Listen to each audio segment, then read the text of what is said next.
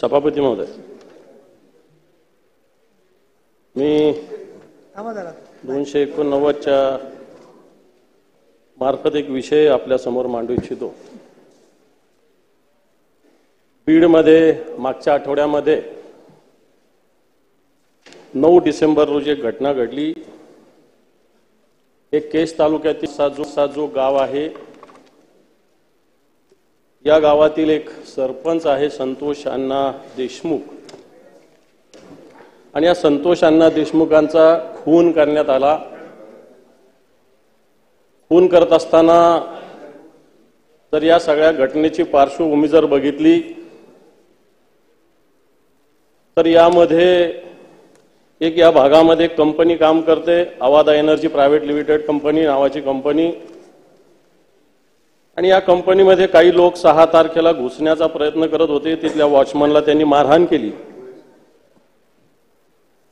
मारहाण केल्यानंतर कंपनी ज्या क्षेत्रात आहे त्या भागातील सरपंचाला तिथल्या वॉचमननी, तो त्या गावातला राहणार असल्यामुळे त्याला फोन करून बोलावलं,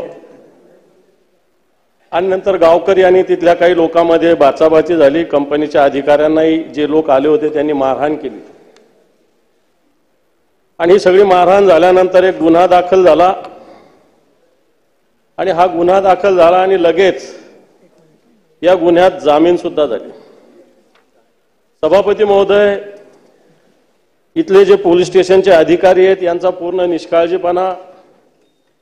जामीन झाल्यानंतर हे पोलीस अधिकारी आरोपींसोबत बसले, उठले, चहापान झाले, याचे सुद्धा फोटोग्राफ्स व्हायरल झालेले आहेत। जे पोलीस अधिकाऱ्यांनी आरोपीवर कारवाई करायची, आरोपीची जामीन झाल्यावर पोलीस अधिकारी त्यांच्याबरोबर पार्टी करतात, जेवण करतात, चहापान करतात, आणि असं असताना नंतर 2-3 दिवसानंतर खरं तर त्या वॉचमनची पूर्ण तक्रार सुद्धा पोलीस स्टेशनमध्ये दाखल झालेली नाही। वॉचमन हा अॅट्रॉसिटी दाखल करा अशी मागणी करत होता, ती झाली नाही। 9 तारखेला या प्रकरणातील असलेले जे सरपंच आहेत, संतोष अण्णा म्हणून नाव आहे त्यांचं, अतिशय लोकप्रिय व्यक्ती आहे, कोणत्या पक्षाचा नाही आहे, पण लोकप्रिय त्या गावामध्ये, त्या भागामध्ये। यांना या ठिकाणी रस्त्यावर केजचा जो टोल नाका इथं अडवलं गेलं सभापती महोदय, आणि अडवल्यानंतर यांना एका गाडीत बसवून घेऊन गेलं। त्यांच्या सोबतचा एक व्यक्ती आणि त्यांनी त्यांच्या भावाला सूचना दिली, भाऊ पोलीस स्टेशनमध्ये गेला, माननीय मुख्यमंत्री महोदय तक्रार दाखल करा मागणी केली। तक्रार दाखल न करता पोलीस अधिकाऱ्यांनी सातत्यानं चालढकल केली। 10 मिनिटं झाले, 15 मिनिटं झाले, अर्धा तास झाला, 1 तास झाला, 1.5 तास झाला, 2 तास झाला, 3 तासांनी या सरपंचाची हत्या झाल्याचा निरोप आला, आणि नंतर पोलीस स्टेशनमध्ये गुन्हा दाखल झाला। सभापती महोदय, जर पोलीस गेल्या तक्रार दाखल करून घेत नसतील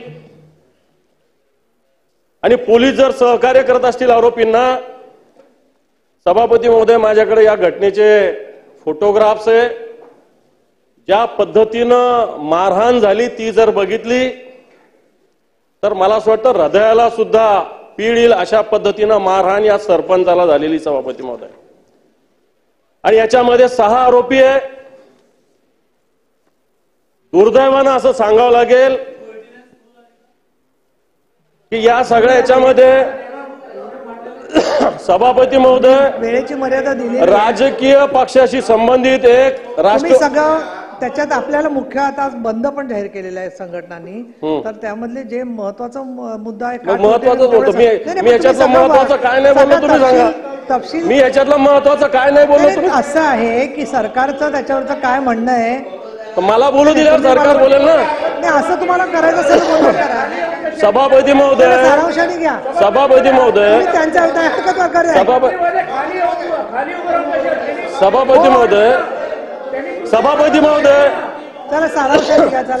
महोदय 6 गुन्हेगारावर गुन्हा दाखल झालेला आहे। दुर्दैवानं याच्यामध्ये एक राष्ट्रवादी काँग्रेस अजितदादा गटाचा तालुकाध्यक्ष तो सुद्धा याच्यात सहभागी आहे। 6 आरोपी आहे, 3च आरोपी आतापर्यंत पकडलेले, 3 आरोपी अजून पकडलेले नाही। आणि सभापती महोदय, आणखी हा गुन्हा घडल्यानंतर बाप तो बाप रहेगा असं पोस्टर पोलीस स्टेशन समोर लावलं गेलं.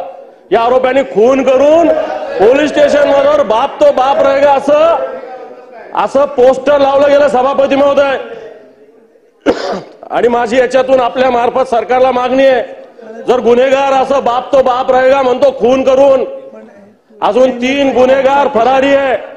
माझी मागणी आहे की या 3 गुन्हेगारांवर लवकरात लवकर आपण अटक करावी. या सगळ्या गुन्हेगाराचे सीडीआर रिपोर्ट तपासावे. कोणत्या कोणत्या राजकीय पक्षाशी ते संबंधित आहे, कोणी कोणी यांना फोन केलेला आहे आणि कोणी कोणी यांना वाचवण्याचा. दानवे साहेब, आपण वेळ दिला नाही, पण बोलू द्या. म्हणजे आपण वेळेची मर्यादा पाळली पाहिजे. आपण सांगितलं होतं मी तुम्हाला परवानगी देते, पण थोडक्यात घ्या. आता बरोबर 5 मिनिटं झाली. 12 वाजून 10ला सुरू झालं, 6 मिनिटं झाली. एरवी बोलायला तेवढा वेळ मिळतं. मी आपला विचार करते की आता प्रश्न गंभीर आहे, पण तुम्ही थोडक्यात सारांश करा. इथं 6 आरोपी आहेत. दादा, माननीय चंद्रकांत दादा. सभापती महोदय, इथं 6 आरोपी आहेत. इकडे येऊन बोला. या 6 पैकी 3 अटक झालेले आहेत. 3 राजकीय पक्षाशी संबंधित आहे आणि 1 राजकीय पक्षाशी संबंधित असंही म्हणतात. मला माहिती नाही की आपल्या मंत्री असलेले एक जे बीड जिल्ह्यातले मंत्री आहेत, त्यांचे एक जवळचे वाल्मिक अण्णा नाव आहे त्यांचं, त्यांनी सुद्धा या आरोपींना फोन केले, या पोलीस स्टेशनला फोन केले. अशा प्रकारचा सुद्धा आरोप त्या भागातील जनतेनं केलेला आहे. सभापती महोदय, माझी याच्या आपल्या मार्फत या सरकारला विनंती आहे, देवेंद्रजी फडणवीस सारखे मुख्यमंत्री झालेले आहेत की याच्यामध्ये जे जे कोणी आरोपी आहे यांच्यावर त्वरित कारवाई झाली पाहिजे. राजकीय पक्षाशी संबंधित असतील आणि पोलीस जर अशा पद्धतीने गुन्हेगारांना सहकार्य करत असेल, ते महाराष्ट्र कायद्याचं राज्य आहे का गुन्हेगाराचं राज्य आहे, मात्र हा सुद्धा खुलासा झाला पाहिजे. माननीय मुख्यमंत्री महोदय. माननीय उपसभापती महोदया, बीड जिल्ह्यामध्ये मसाजोगला जी काही घटना झाली आहे ती अतिशय गंभीर अशा प्रकारची घटना आहे. एका तरुण सरपंचाचा अतिशय निघृण अशा प्रकारचा खून हा त्या ठिकाणी करण्यात आलेला आहे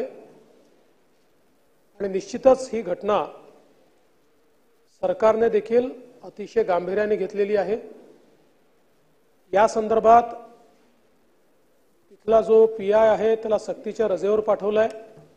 त्यावेळेचा जो इन्चार्ज पीएसआय आहे त्याला सस्पेंड केलेला आहे. 3 आरोपींना अटक केलेली आहे.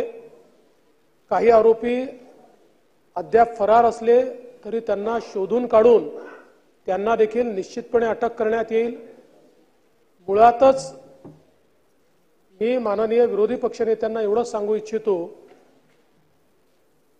की आरोपी कुठल्या पक्षाचा आहे, जातीचा आहे, धर्माचा आहे, कुठली भाषा बोलतो, कोणाशी संबंधित आहे, अशा प्रकारचा विचार न करता जो खरोखर घटनेमध्ये इन्व्हॉल्व असेल अशा प्रत्येकावर कारवाई केलीच जाईल. याकरताच ही केस सीआयडी क्राईमला ट्रान्सफर केलेली आहे. तिथे या संदर्भात एक स्पेशल एसआयटी तयार करायला सांगितलेली आहे. या एसआयटीच्या मार्फत याची चौकशी करून या घटनेच्या पाठीमागे जे कोणी असतील त्यांना शोधून काढून त्यांच्यावर कारवाई केली जाईल. माझी आपल्याला एवढीच विनंती आहे, हे सभागृह एक सर्वोच्च सभागृह आहे. या सभागृहामध्ये आपण जेव्हा बोलतो त्यावेळेस ते 14 कोटी जनतेपर्यंत जातं. त्यामुळे मंत्र्यांच्या जवळचे वगैरे असं आपण ज्यावेळेस बोलतो त्यावेळेस विनाकारण ज्या मंत्र्यांचा काही त्यात इन्व्हॉल्वमेंट नसतं, सहभाग नसतो, अशा मंत्र्यांवर देखील कुठेतरी अंगुली निर्देश होतो. त्यामुळे मला असं वाटतं की सरकारवर सरकार पक्षाचा, विरोधी पक्षाचा कोणाचाही दबाव हा कुठल्याही आरोपीला वाचवा असा आलेला नाही, कोणाचाच नाही. त्यामुळे जे आरोपी निष्पन्न होतील आणि आम्ही याच्यामध्ये संपूर्ण टेक्निकल आणि एआय या दोन्हीचा वापर करतो. पहिल्यांदा काही गुन्हे आपण आता आर्टिफिशियल इंटेलिजन्सच्या माध्यमातून त्या ठिकाणी सगळी कनेक्टिव्हिटी शोधून काढतो. इथे देखील आपण ते करणार आहोत. त्यामुळे मी आपल्याला आणि आपल्या मार्फत महाराष्ट्राच्या जनतेला आश्वस्त करू इच्छितो की कोणीही गुन्हेगार असो यातला तो आम्ही सोडणार नाही आणि ज्या ज्या पोलिसांनी त्या ठिकाणी कामचुकारपणा केला असेल, जाणीवपूर्वक केलं असेल, त्यांना कारवाई झाली आहे. अजून कोणी त्याच्यात इन्व्हॉल्व सापडला तर त्याच्यावरही कारवाई केली जाईल.